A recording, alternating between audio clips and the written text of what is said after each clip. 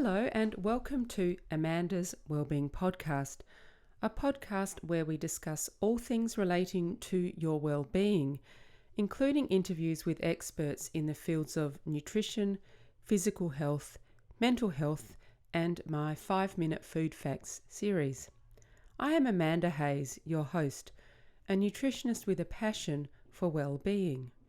Before I introduce today's guests, I will take a moment to let you know that you can subscribe to my podcast on YouTube, hit the red subscribe button, or on your favourite podcast app, iTunes, Stitcher, Spreaker, Spotify, or Google Podcasts.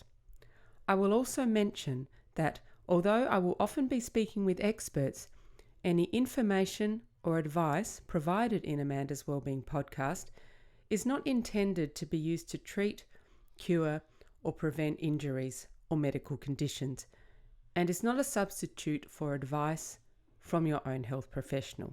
Today, I am here with Carmel Taylor. Carmel is a yoga teacher and a stretch therapist. Carmel is one of the kindest and warmest people I have ever met. Just being in her presence makes me feel very calm and happy. Hi, Carmel. Hi, Amanda. How are you? Good. Thank you for coming on the podcast. You're welcome. And as I mentioned in the introduction, Carmel is a yoga teacher and a stretch therapist. Can you tell us a bit about your path to becoming a yoga teacher? Yes, certainly. I guess I came across yoga when I was about 19 after sort of getting a little tired of the party scene and drinking way too much alcohol as you do as a teenager.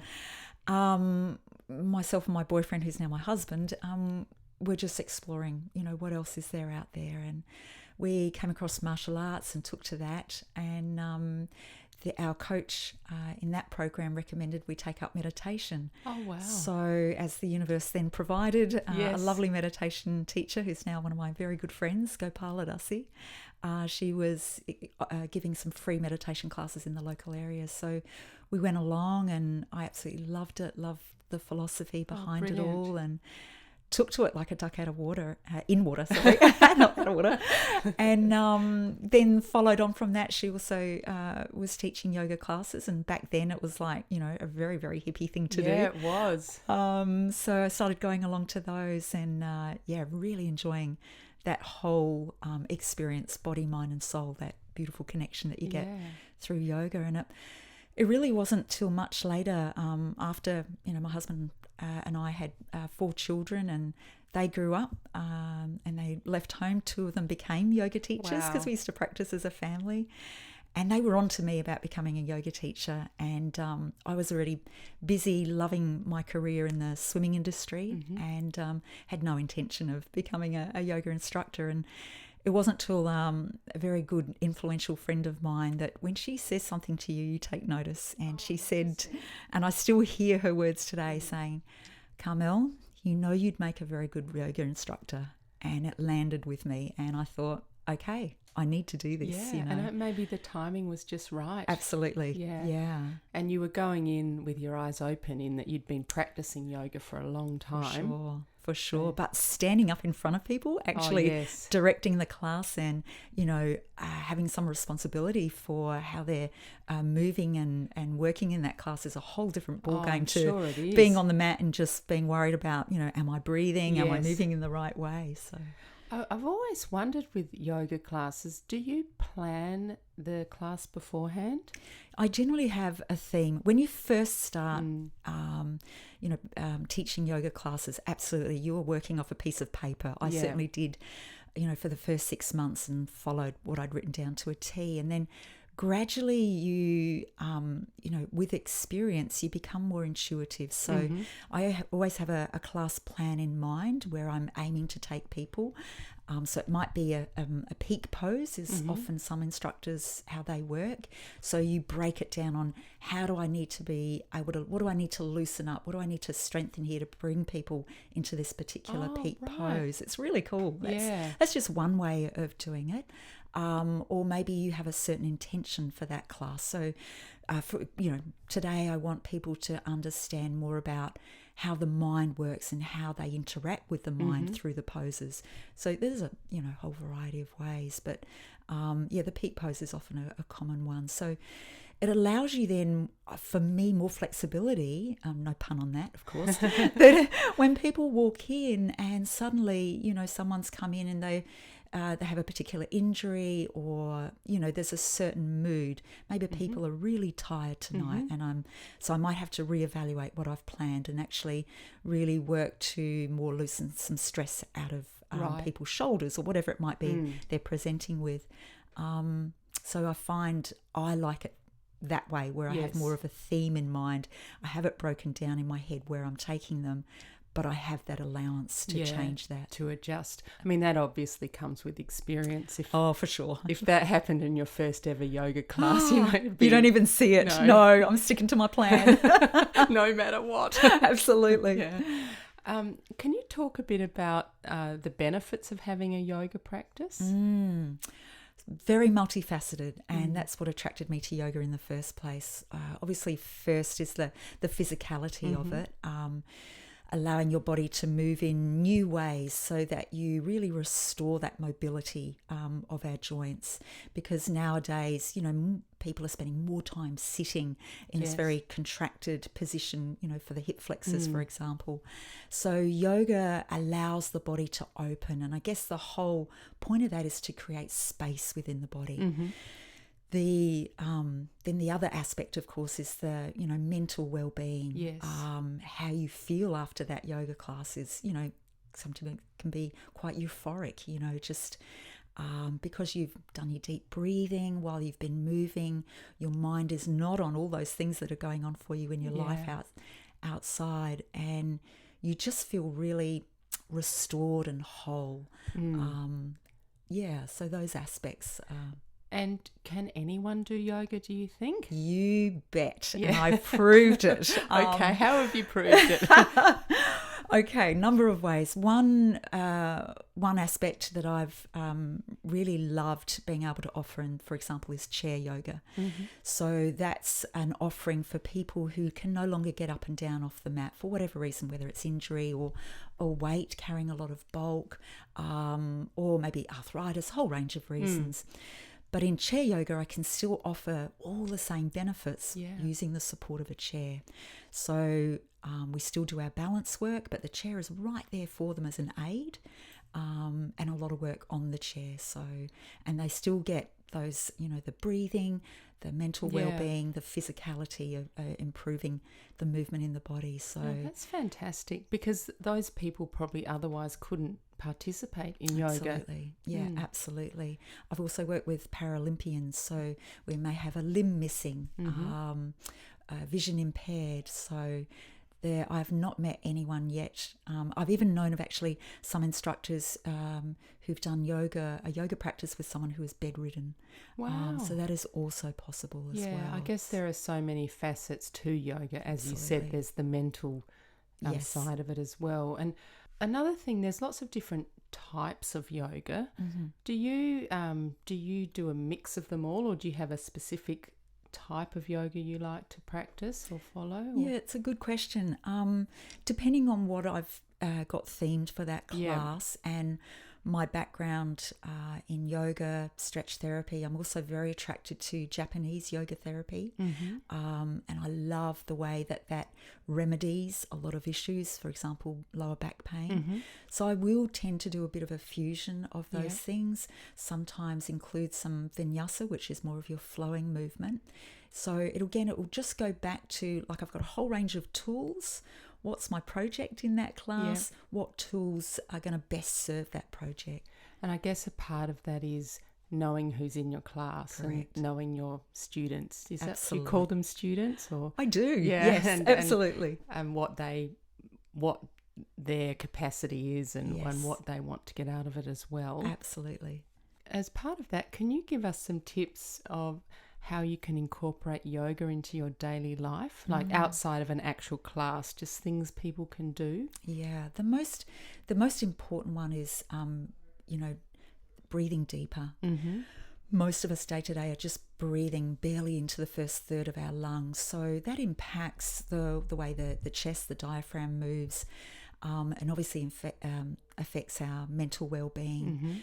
it's a natural response. When there's stress around, people will take that long sigh, and you hear it. We need to work with taking those deeper breaths more regularly. Take a moment away from the computer where you just sit back in the chair, lifting up nice and tall, take a long, slow, deep breath in through the nose and a long, slow breath out through the mouth. And you'll feel your shoulders relaxing down. You'll feel that stress start to melt away. So that's probably one of the most important things, I think. And then if you look to, for example, our animal kingdom, when they've spent, the dog, for example, or cat, when they've spent some time in rest, the very first thing they do is stretch. Oh, yes. Is that where the name dog pose comes from? You bet. Yeah. And that's exactly what they do. It's that's so what cool. My dog does every morning. He puts his paws out. It's so cute. Exactly. Yeah. And it's intuitive. But we've lost that intuitive or response. We ignore it to continue on with our busyness. The body has an intelligence. We've just stopped listening to it. Yeah, we've suppressed it. Absolutely. So do take those moments in your chair where, for example, you can sit a little forward, bring your hands onto your knees, take a deep breath in, lift your chest towards the ceiling, gently draw the shoulders back. Try this. That's it. And then as you exhale, bring your chin towards the chest, arch and round the back. So it's kind of like doing cat-cow but in the sea. Deep breath in, chest lifts. You can even begin to lift the gaze towards the ceiling. That actually feels really nice. It does. It does. So just a little bit of movement in the spine. So lovely. And our discs in our spine are so reliant on movement for nourishment. So, just some things like that, simple. Remembering to stretch after you've spent a long time sitting, or maybe it's been standing that you've been doing all day. Then you need to stretch into the quads. So there's a whole range of things you can do, but try to make that a really nice, good habit that you develop. Oh, that sounds great. I'm going to try that myself.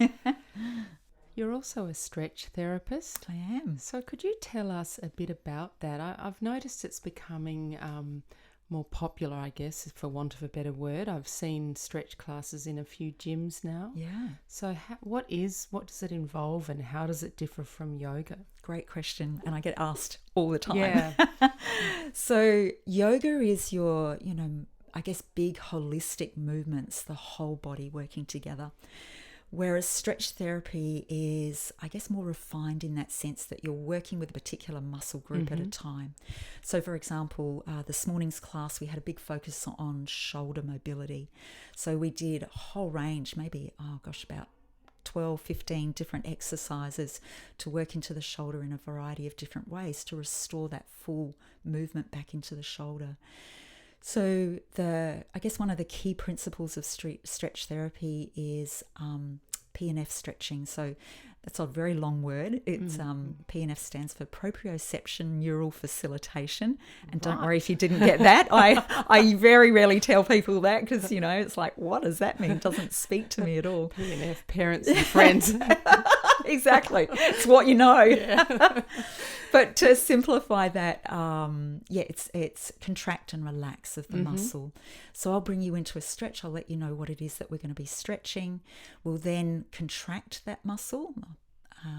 And then we let it relax. We take a deep breath in. And as you exhale, you can come a little bit deeper into the stretch really safely. You're totally in control of that stretch. So stretch therapy, I was introduced to that. It was developed by an amazing man called Kit Lachlan, an Aussie guy, originally from Canberra. And he spent, basically the last 30 plus years working on this stretch therapy system.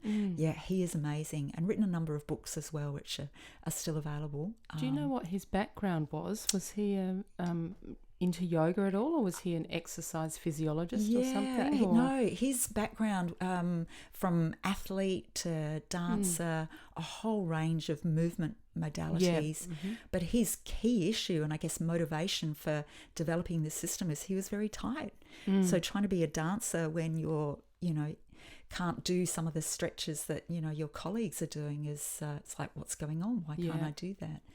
So he went about, spending, a number of years researching and reading and spending a lot of time in Japan, and came up with this really fantastic system called stretch therapy. Wow, and I imagine it's very useful for athletes, is that right? Like football players, for example? Yeah, you bet. Because those guys, well, I mean, all of us need to stretch and stretch well. But particularly for athletes who are, really in, I guess, overuse of a particular muscle group, they become very tired over time. So runners, are classic, or cyclists. So, opening up the hip flexors, showing them how they do that. Calves, we've got amazing stretches for calves, and it's immediate how you feel afterwards. Calves are one of our favourite ones in class. They get very tight. They don't do. They? But after this one stretch, you feel like you're walking on clouds. It's amazing. Oh, that sounds incredible. Well, I have done one stretch class with you, which I loved. Yes, it was amazing. It's true. Do you think if athletes follow a stretch program, they are less likely to get injured? Absolutely. That is makes sense. It does. It's one of the big motivators. And, one of my personal goals is to be able to see stretch therapy rolled out, in every club room. It should be, shouldn't absolutely. Because so many young people are getting such awful injuries these days. Yes. Netball, football, two of my children have both had knee reconstructions already, and they're only teenagers. Oh, it makes me want to cry. Yeah, it's terrible. Yes, because people don't know how to stretch well. They think, I just hold that position and somehow or other the magic happens. No, it's quite an active process, and especially working with the breath, and that's where stretch therapy is such a fantastic tool. For example, today a gentleman joined the class, brand new, and I asked him, where in his body is he feeling his restriction? And he told me shoulder and hips. And I said, look, fantastic, we're doing a lot on shoulders today. And then after the class, I, asked him, how did you feel about the class? And he said, I just wish I had found you about 10 years ago and I wouldn't have these problems I have today. He said, look how well my shoulder's moving now. I mean, there's still more to do, but it is effective. Especially if he could notice that after one class. It's like that. That's amazing. It is. So one of the things that I really love about yoga, and I know you do too because you've mentioned it, is the mind-body connection. And so I think in recent years, scientists are increasingly recognising the powerful connection between our thoughts, emotions, our mental health and our physical health. But yoga practitioners have known this for a long time. For thousands of years. And I think now, even with meditation, there are scientific experiments and proof that it actually has a physical impact on the body. So can you talk to us a bit about that and your thoughts about that? That is absolutely the case. I mean, you even feel it, just as I was saying earlier about, taking time out just to be able to breathe deep. And that immediately has effect upon the shoulder position, the rib cage. You feel things soften and you feel a little bit more clarity. So that's where yoga has, I think, probably one of the bigger reasons why it's gone so global is because in our fast-paced lives, we need something to counterbalance. And that's where yoga absolutely, and meditation especially, has a place. Yeah, and I think the good things about that is people can actually carve out time to do those practices. Absolutely. And even if you're just crazy busy, and I know plenty of people in that category, the time you have in your car, that the traffic lights is where you can practice that deep breathing or practicing those meditation practices. So you look at your day and go, okay, I have 5 minutes here, or someone's running late for an appointment.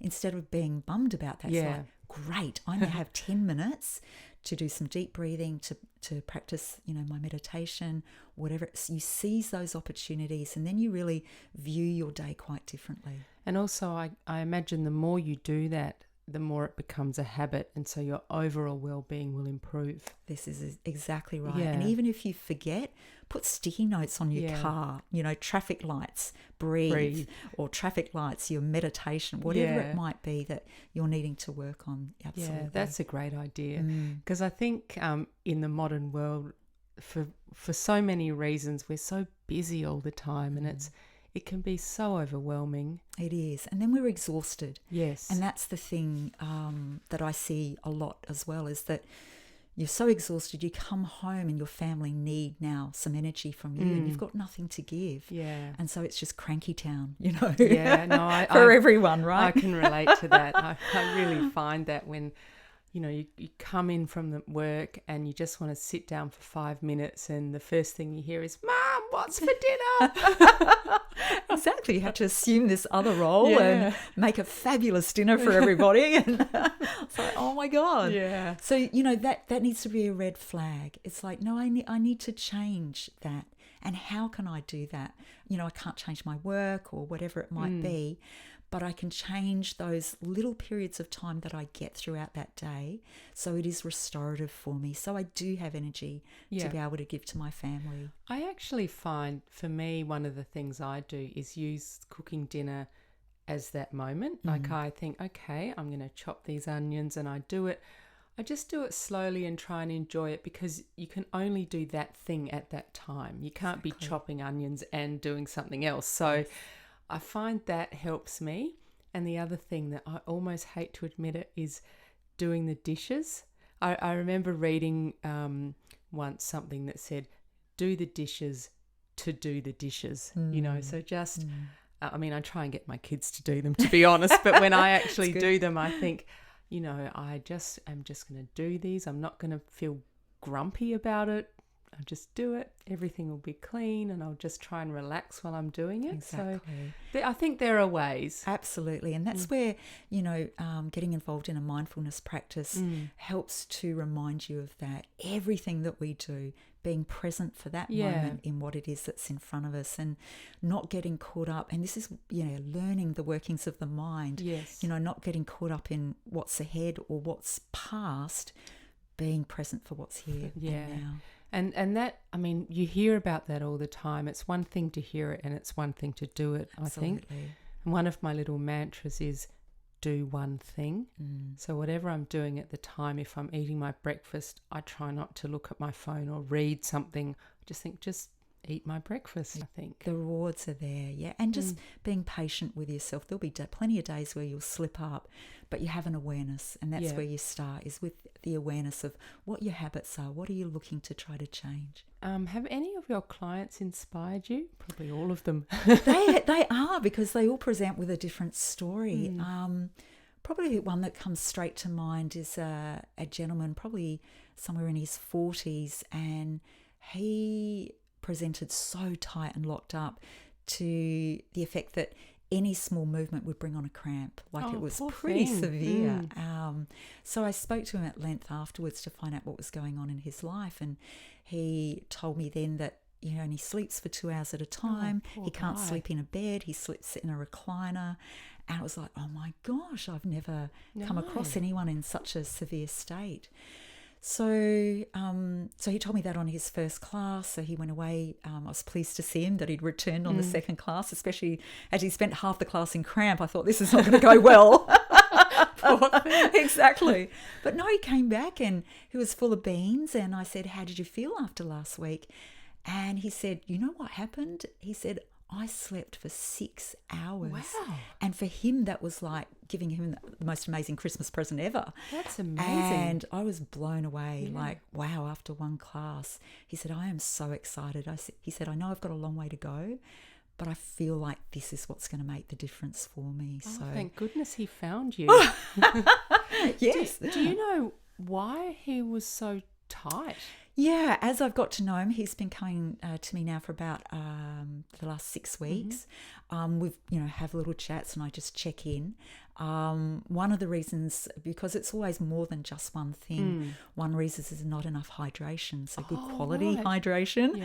So he was thinking it was okay to drink lots of Monster drink and all those sort of power drinks. And so I really encouraged him to, add more water. And at least before, I said, your challenge is before stretch class, a couple of hours before, I need you to take on board some water. A couple of good glasses of water would be great. And I said, let's just play with this and see what the effect was. And sure enough, he did the following week, and we experienced less cramps. So it was like, yes, high five, we're on to this. That's fantastic. And if he can see that it's working, exactly, then he's motivated. Yeah. Yes. Oh, that's wonderful. And it's amazing sometimes that a simple thing like drinking water can make such a difference. Exactly. Yeah. No, it's good. Carmel, would you like to talk us through, you've already done one breathing exercise with us, but a couple of other breathing exercises? Yeah, absolutely. I've got a really easy one for you, one that I've been doing the last few weeks in my classes, and people are giving me really lovely feedback on it. So let's start. Yes. I'd like you to sit back into your chair, make yourself comfortable. So we're letting the spine be nice and long and lengthened, but we're not holding rigid. So I want you to take a slow, deep breath in now through the nose. And a slow, long exhale out through the mouth. Now take a deep breath in, but draw that breath to the front of your lungs. Feel the front of your ribcage expand. And then take a slow exhale. Let's repeat that one more time. Deep breath into the front of your lungs. And a slow exhale. Now take a deep breath into the back of your lungs. Feel the back of your ribs expand. And a slow exhale. Repeating, deep breath into the back of your lungs. And a slow exhale. Now take a deep breath into the sides of your lungs. And a slow exhale. One more time, deep breath into the sides of your lungs. And a slow exhale. Now take a full expansive breath, breathing into the front, the back and the sides of your lungs. And then take a slow exhale. One more time, deep breath in to the front of the lungs, the back and the sides of the lungs. And a slow exhale. Now let your breath return to normal and just feel the quality of the breath that you can now take in that inhale. Beautiful. How easy is that to do? Very easy. And it's amazing that you can really feel the different areas of your lungs when you focus on it. How cool is that? People generally have no idea that you can actually direct the breath and it will affect that particular area you're breathing into. And that's one of the key elements that we use in stretch therapy. Yeah. Oh, thank you. That was wonderful. You're welcome. Finally, I like to ask all my guests if you could recommend 2 things that all people could do to improve their well-being, what would they be? Definitely the first one, and as I've mentioned a lot probably during this interview, is breathing. Learning to breathe deep. And if you feel a little alone on that, get involved with a local yoga class or come along to my stretch therapy classes. But that's such an important thing. It's with you. You can never forget to pack it. It's always with you, fingers crossed. But it serves you immensely in helping to reduce stress and tension and letting you be more present, not only for yourself, but for the people around you, so that you can operate, on a platform that is more even-keeled. You're dealing with people in a more compassionate and kind way. And then the second thing is the physicality. So, so important to move. So if you can't get to a class, there's plenty of things online these days, or just make the time for a workshop. There's lots of great workshops around Adelaide. But learn how to move well, So whether it's a simple exercise, if you do spend a lot of time sitting, learn bridge pose. Bridge pose is a fantastic antidote for spending a lot of time, in a chair. Again, if you can't get involved in classes, look it up online or try to find a local teacher, yoga teacher that you can get in contact with and have a private class, for example. Get those key elements for your stretching program done. But if your family cat and dog do it, then come on, surely we can find those few moments as well. So. Or they will pay off in bucket loads, I think, if we find them. Absolutely.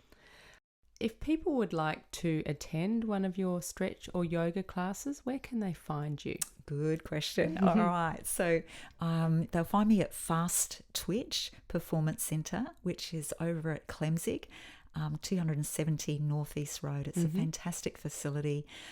So whether you're, looking to become a little stronger, we've got some amazing coaches there, or you're looking to become more flexible, and that's where the yoga and stretch can come in on board. But if you're needing a little bit of both, and most of us do, we've actually got a 6-week challenge coming up, starting in mid-August. Excellent. So, and that all is a very holistic approach, which is what we love at Fast Twitch. So addressing, diet, hydration, nutrition, taking you to a supermarket, for example, and helping you to understand what's on those labels. I think I'm doing that. Yeah, you are. I thought I'd give that one a plug. Thank you. But how to decipher that? How do I know, are those numbers good for me or not good for me that's on that label?